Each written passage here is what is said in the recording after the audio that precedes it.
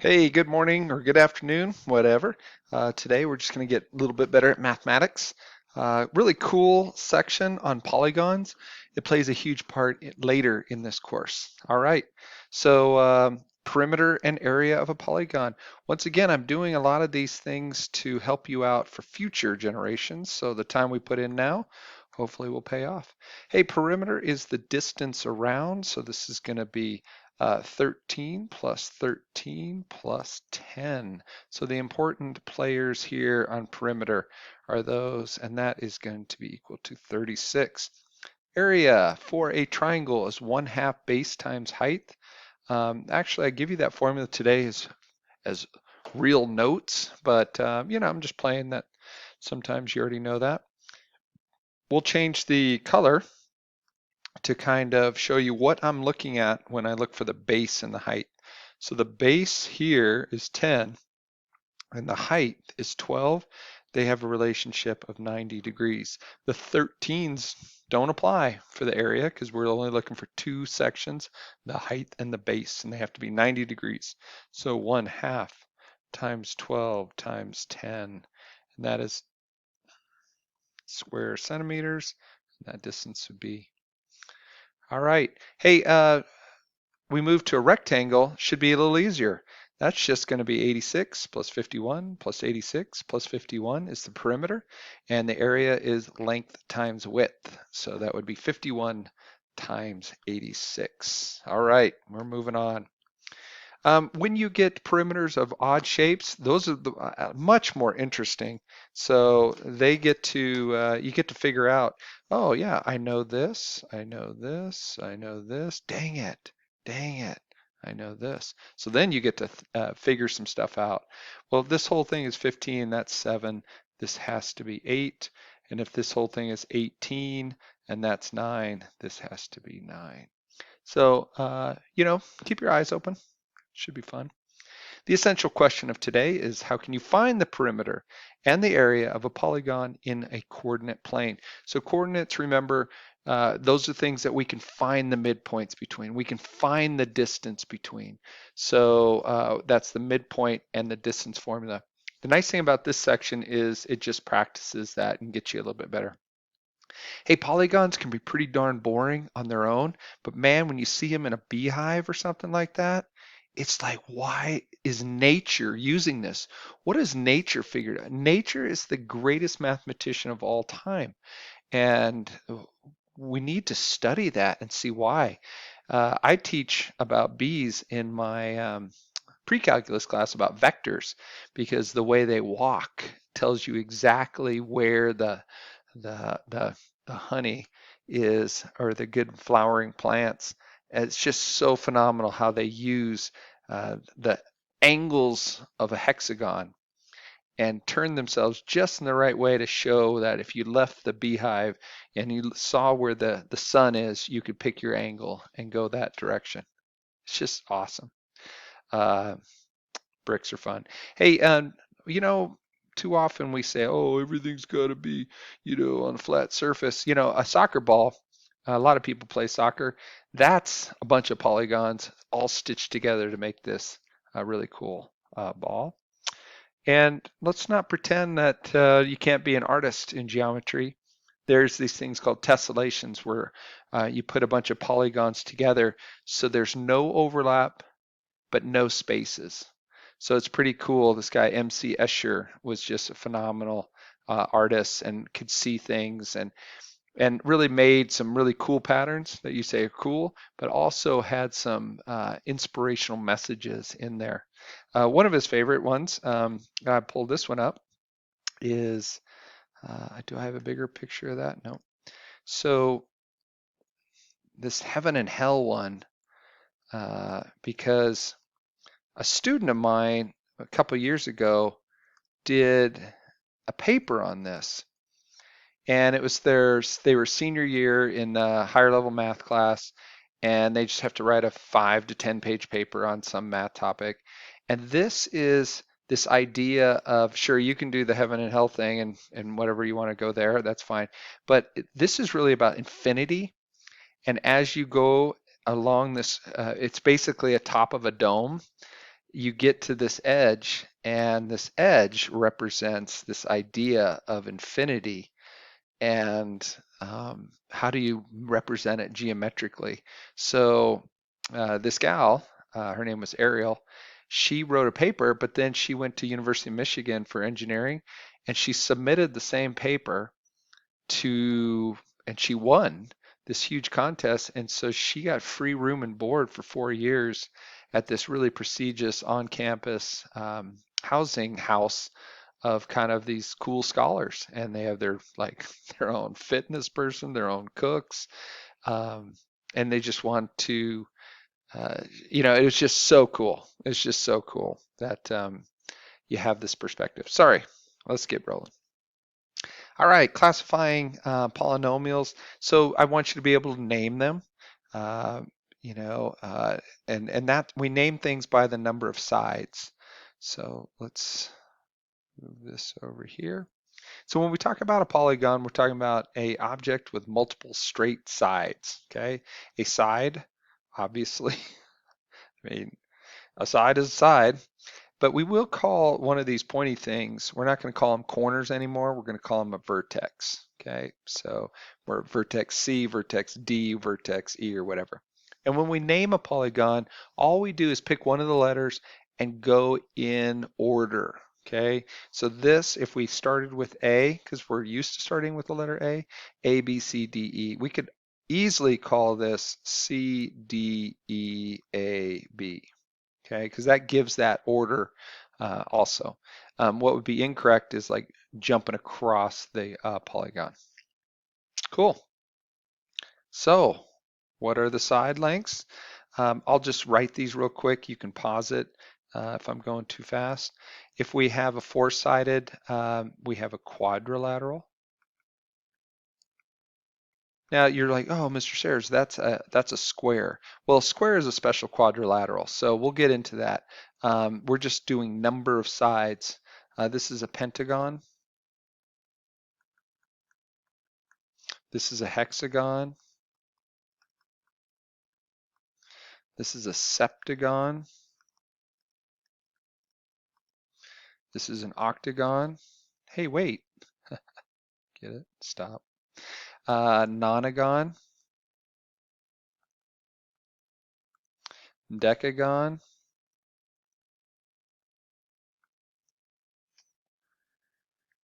And let's say you forget. So here's 4, 5, 6, 7, 8, 9, 10.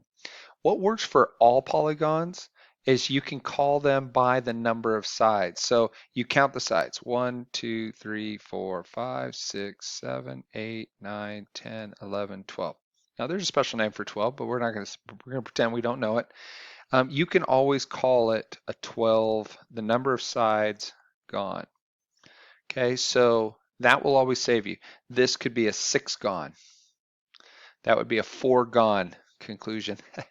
So I'm just throwing that out, that you can always name something with the number of sides / gone. All right, this would be a quadrilateral because it has 4 sides. Kind of in the way today. Go back here. Tell whether it's convex or concave. So maybe you've seen these words, maybe you haven't. I will say that this is concave and this is convex. Now, what do you think about those two quadrilaterals that make them one concave and one convex? So your intuition is actually something that you should follow.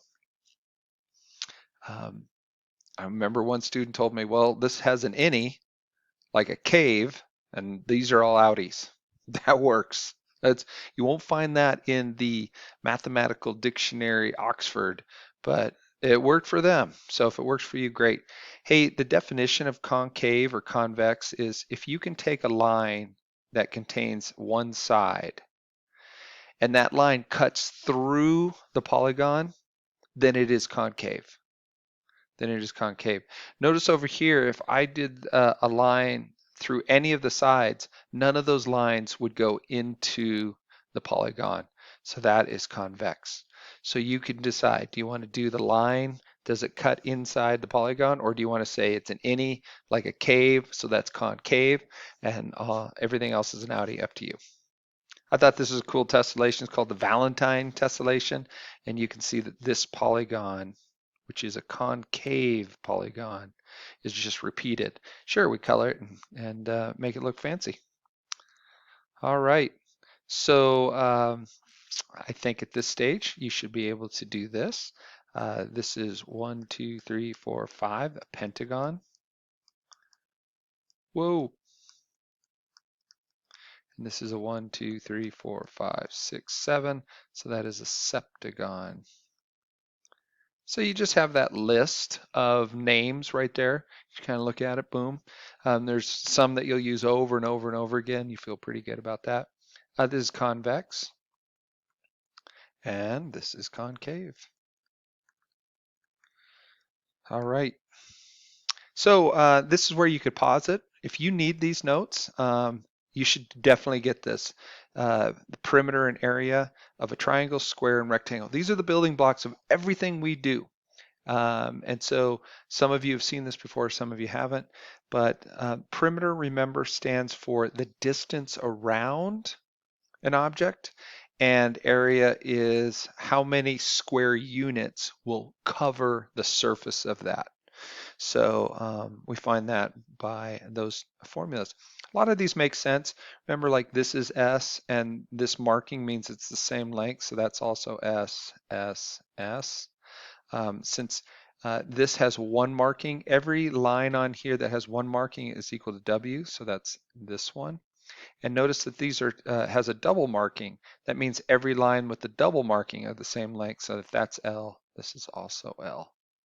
And that's why the perimeter is 2 L's plus 2 W's. All right, you can pause and write those down, or maybe you have it. You're good to go. So we're going to start. Remember, the name of this was on the coordinate axes, find the perimeter and area.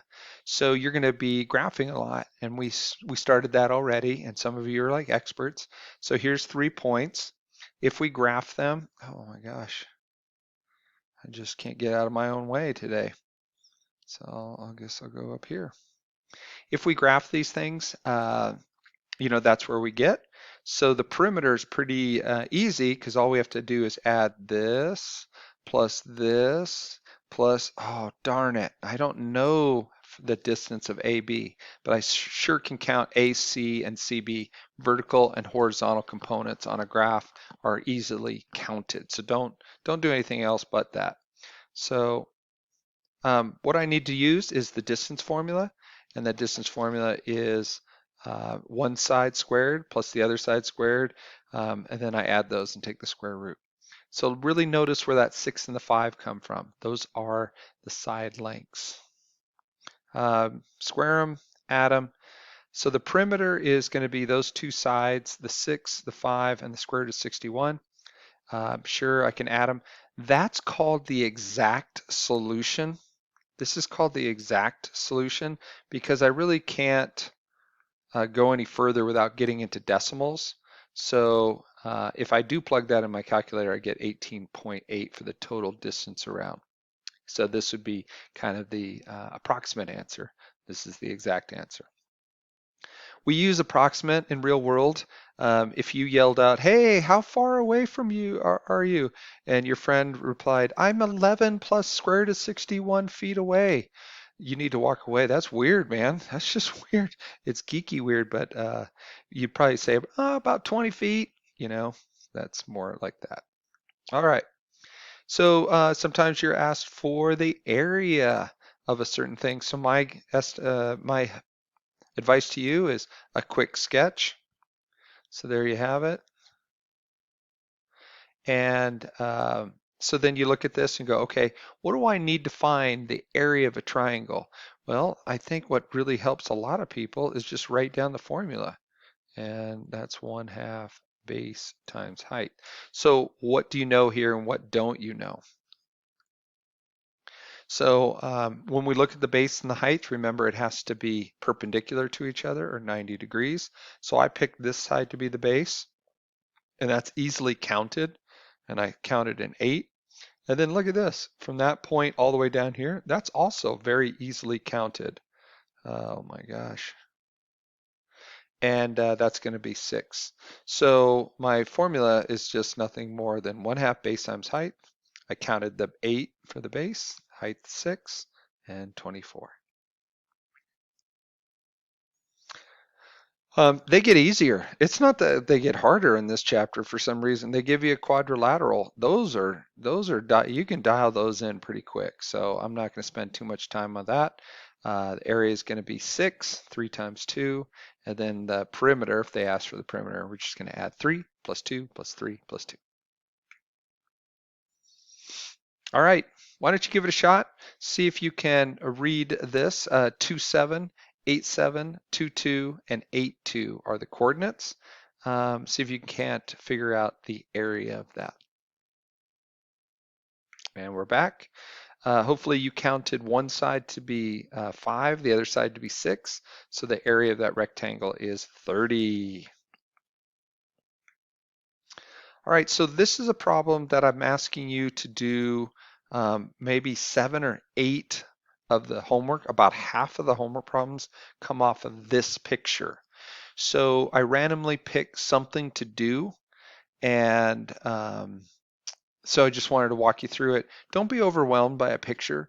If they ask for, I want you to find the length FB. Remember, FB without anything on top is the distance from F to B. So I'm asking you to find the distance from here to here. We have a distance formula, and that is the difference of the x's. So I took the -2 minus the 0 squared plus the difference of the y's. The y's are here, 1 and 3. And then I just really went slow and made sure I didn't make any mistakes. -2 minus 0 is -2, squared is 4. 1 minus 3 is -2. -2 squared is also +4, square root of 8. And I put that in my calculator and I got 2.8. Okay, so I know that FB here is 2.8. So I wrote in the 2.8, and then good. Look, I get to do something else. I found the distance AF. AF. So I'm looking at this. So you can pause it and work through this. I plugged in the x's and the y's. I squared some, added some things, squared them, and I got 4.2. All right, so I wrote in the 4.2. I know I'm going too fast, so you should just pause it and check that work out. And then finally, maybe I'm asked to find the area of the triangle ABF. So that's ABF. ABF. Well, the area of a triangle is 1/2 base times height. I wanted to show you an example where the base wasn't like the flat side on the bottom. So I'm taking this as the base, and since this is 90 degrees, I'm taking this as my height. So that's what I wanted to point out to you, is that when you're looking at a situation, you really have to go after what you need. Now this particular problem, I found those lengths separately, like, oh, that's all I'm supposed to do. But really, this is the problem that should be asked. Find the area. So then you're like, huh, what do I need? I need to find this area, or this length, and I need to find this length. And we just did that. So that's something that you would go do with your distance formula. Now, you just plug it in. There's the base, there's the height, multiply some stuff out, and you get the area. So nothing to add to yesterday's assignment or the previous section, just now a little bit more application. All right, so there you go. We will, on Monday, start off with a couple little problems. Just holding your hand right now, making sure you've dialed in the distance formula. Have a great one.